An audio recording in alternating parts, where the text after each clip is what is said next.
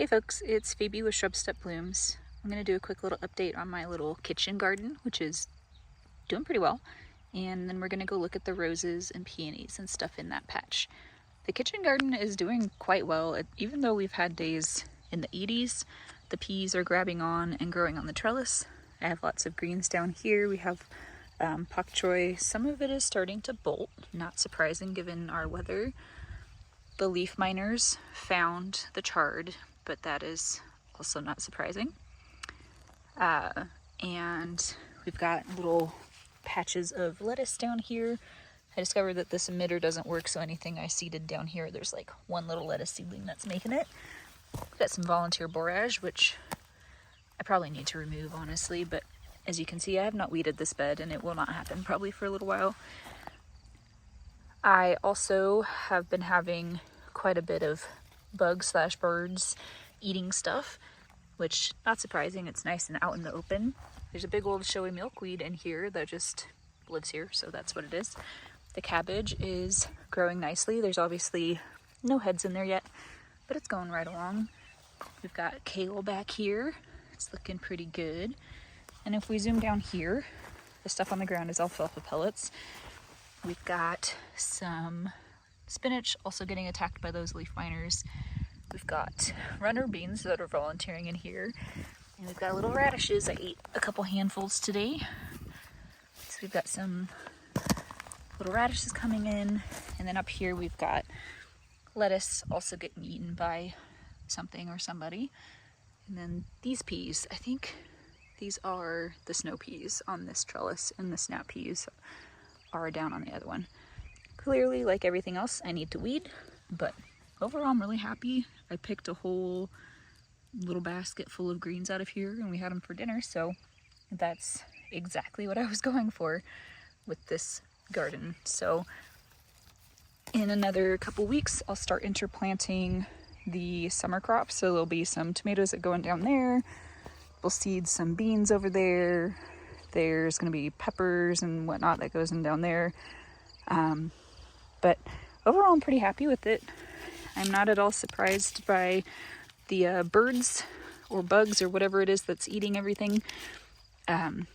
There's also, let's see if we can find one. It's wet, so it's a little harder to tell, but this is a dust bath. If you've been around, you know that I love quail, but also they make nice dust baths in my garden beds, especially when there's exposed dirt. And this is one example of a quail dust bath. The rose garden is on the verge of being absolutely stunning. It's already looking really good. There's a couple plants that are doing weird stuff, but I'd never expected all the plants the rose bushes to survive, so I'm not surprised by that. This is State of Grace. Most of the plants have nice rose buds on them, so in the next few weeks we'll start getting a really fantastic display. There's pansies scattered throughout here too, so I've been actually able to pick these for my little roadside stand, because if you really get down in there, you can get a decent length of stem. And then this is actually, I should have brought a bucket with me, y'all.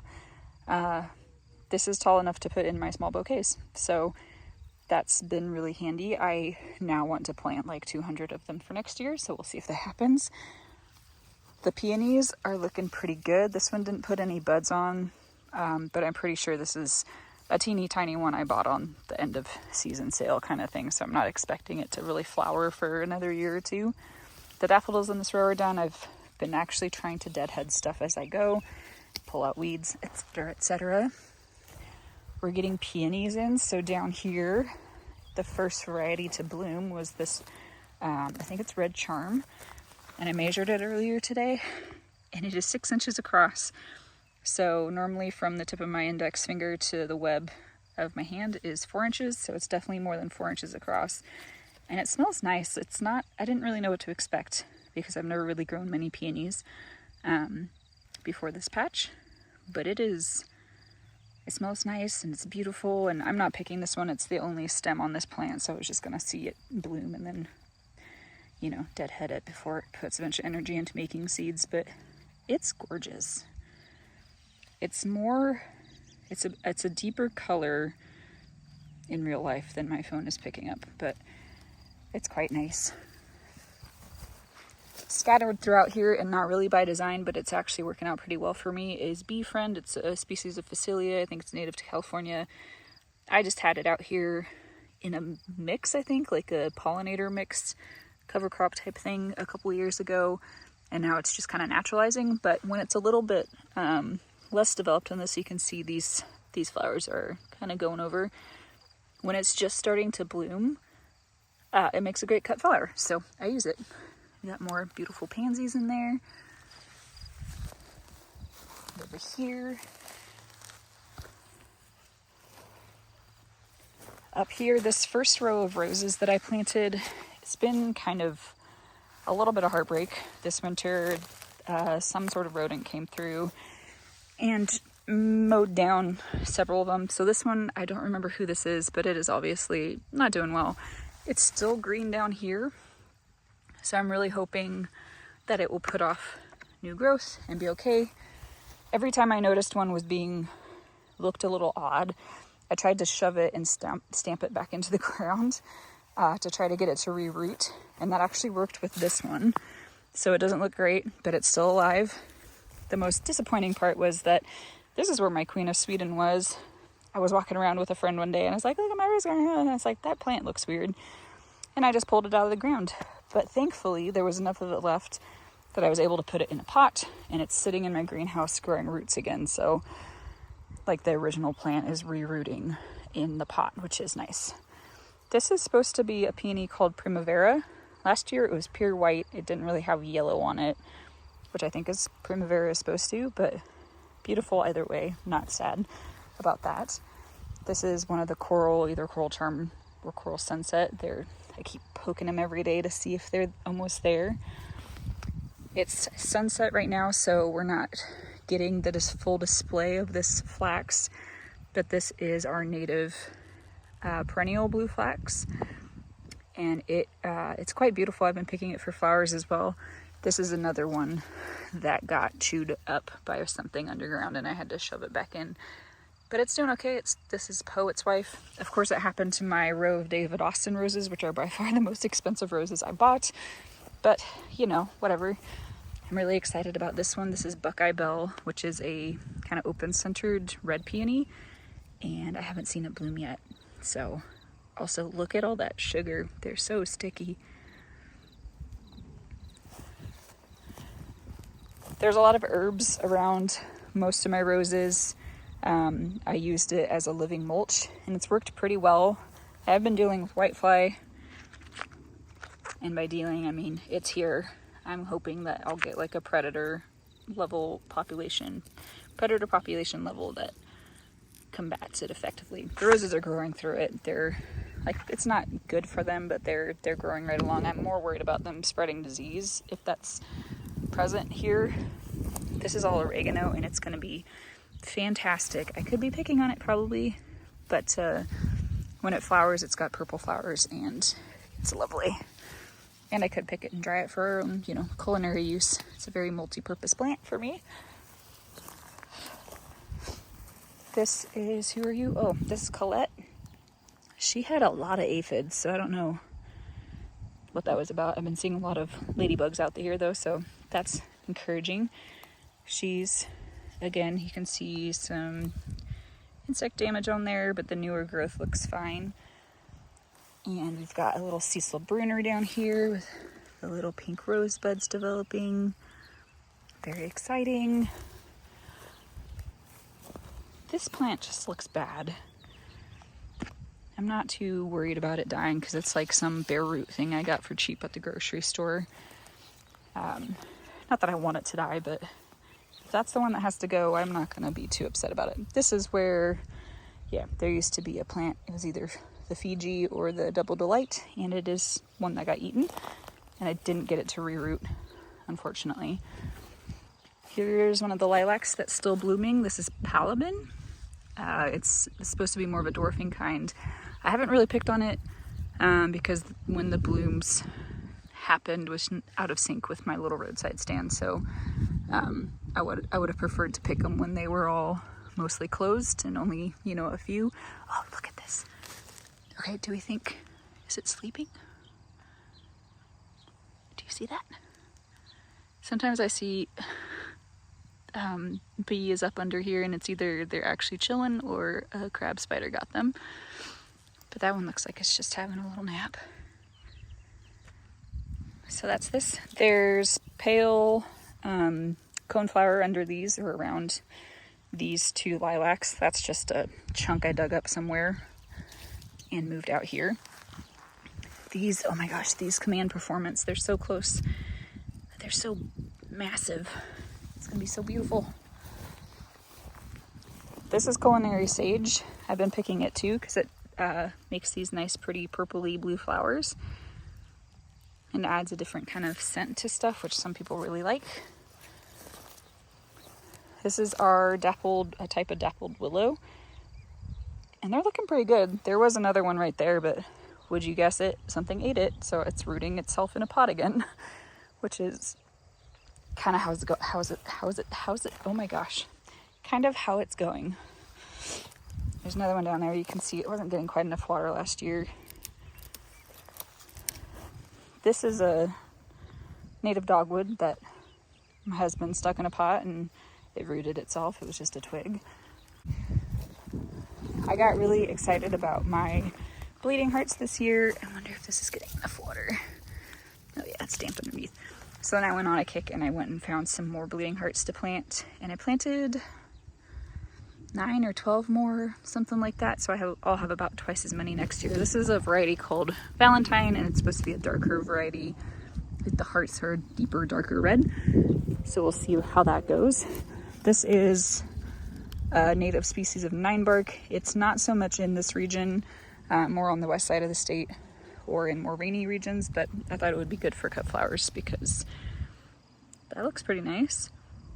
And if I can keep it irrigated, it'll be fine. Where did it go? Oh, this tiny plant is a maple I started from seed last year. It's amazing that it's still alive, but it is, so that's cool.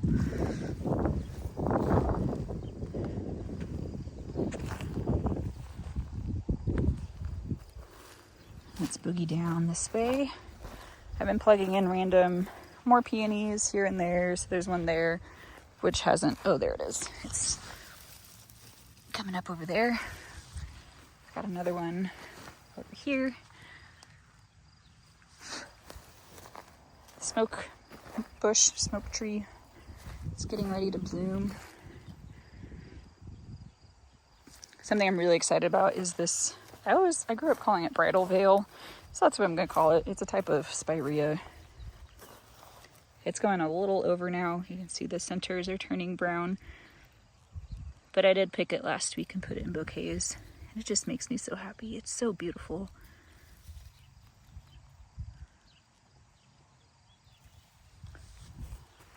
There's a few bleeding hearts hanging on. I did cut quite a few from, I could even cut these. Oh, these must be side shoots. Yeah, they are. Ooh, I might come back and cut a couple. That wouldn't be bad. Down on this row, you can see my attempts to start smashing weeds with cardboard. We did get a chip drop delivery, which was super exciting because for the longest time it wasn't really available in our area. So I do have a lot of mulching to do, but that is definitely not the priority right now, as much as I would love to get that done. There's also lilacs blooming down here, and this I did pick some this weekend. This is Miss Kim. This is so beautiful. I never really realized that it was going to bloom on these really purple stems, which really, I don't know, to me it really adds to the kind of contrast of the flower.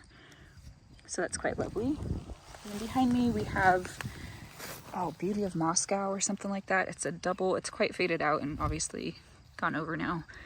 But I'm looking forward to being able to pick on these in the next, hopefully, year or two, because I have 2 of them. There's this one, and then this one didn't bloom this year, but that's not surprising.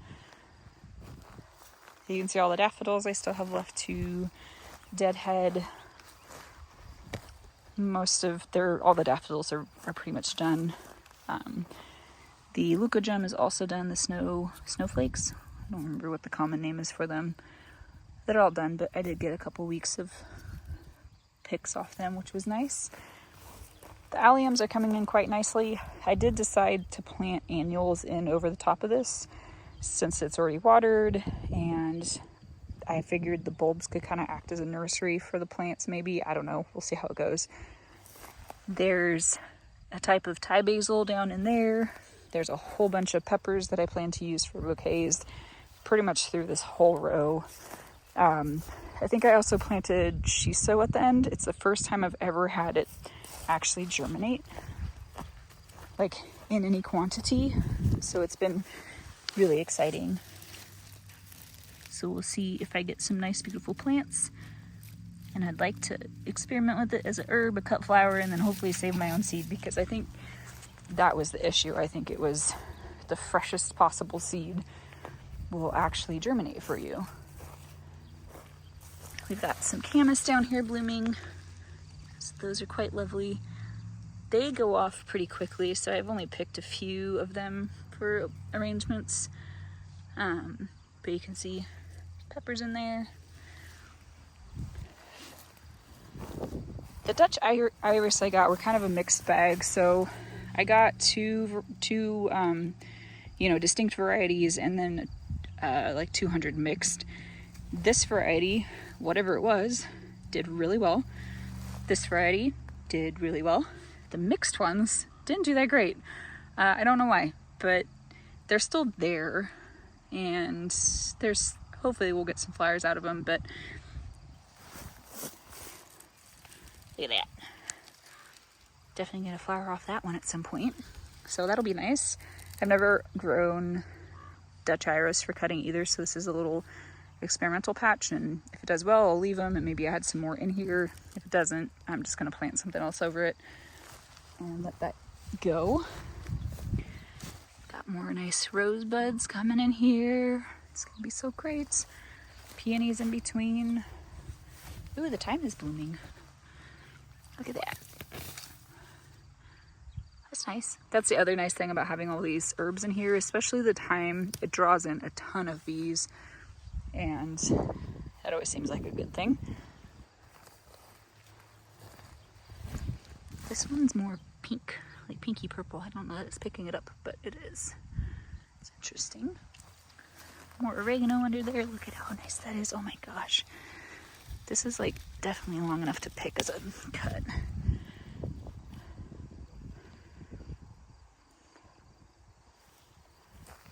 Anyway, this is all about to burst forth with all kinds of bright, beautiful flowers. I think I've mentioned more than once, probably many times, that this bottom row is climbing roses, or like rambling roses. If we pop down, we can look at that really quick. Oh yeah, I planted gourds down here. I figured if I got the fence put up this year, they could climb the fence, and if I don't, they can sprawl and just suppress the weeds a little bit. But so these are all climbing or rambling roses. Look at this one.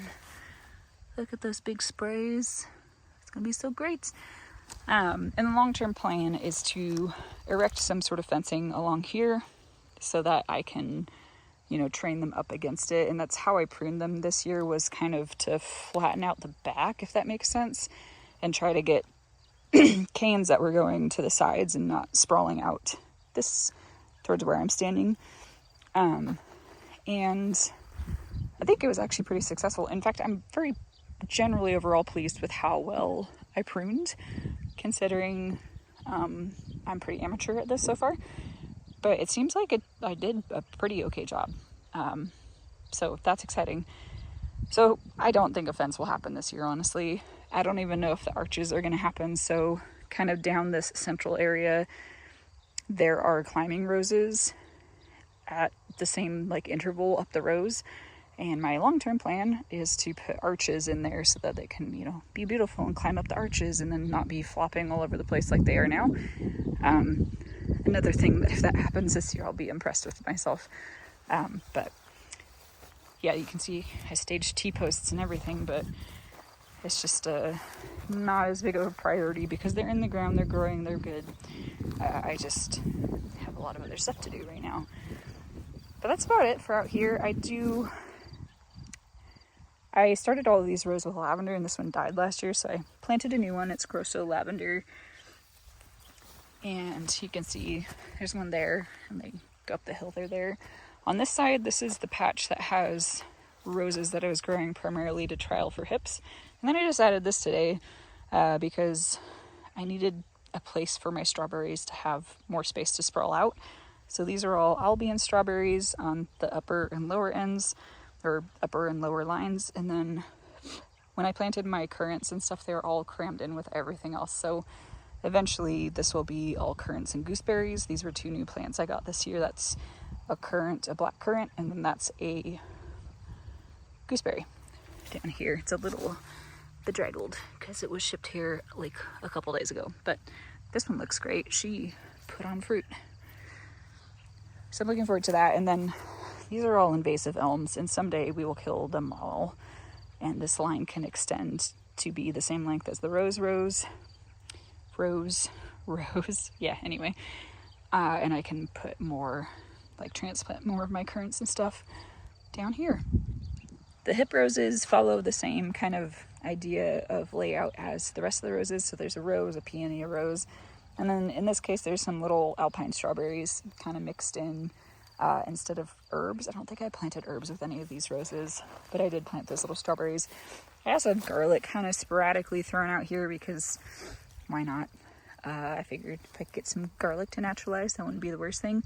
Some of these are really small. This one, I think I planted it in the fall, so it's not surprising that it's pretty minute yet compared to this big friend over here.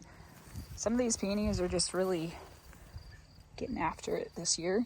Some of them are a little less vigorous, but they were not super large roots, and they're doing pretty good, all things considered. And look at this one, like pure reddy purple. I wonder if that will go away. I don't remember last year if it turned full green. But that's beautiful in of itself. And if we keep going up this slope, more roses, more peonies, and then we hit my row of raspberries and mint. So this is apple mint. I just picked, I don't know, 20 or 30 stems of it today. It's doing really well. And then this is Joan J, which is a thornless raspberry. And I only planted these last year from like really late in the season discounted plants. So they didn't do a whole lot except survive last year. And this year, they're really getting after it. So my plan for these is primarily to use them for cut foliage, because raspberries make a really beautiful cut foliage. But then side bonus is that they're gonna produce fruit. And I do want to experiment more with using kind of the buds and the fruit, like the immature fruit in arrangements, because I've seen other folks do that and it looks quite beautiful. So it seems like a fun thing to try. And then we're kind of back where we started with the kitchen gardens right up there. Those weeds, that like really tall grass right there is where my grapes are. Where all these green onions are is actually my asparagus row, which is pretty young. So they're not, super vigorous and large yet. We probably won't pick off of them for another year or two. But kind of made a whole circle. So I think that's where I'm going to leave us. I think I'll end on these green onions here. And yeah, I just really look forward to all these different plants coming into bloom and getting a better handle on the weeds. Always, it's a forever task. But yeah, I hope you enjoyed something, learned something, saw something you liked, and you have a wonderful rest of your day.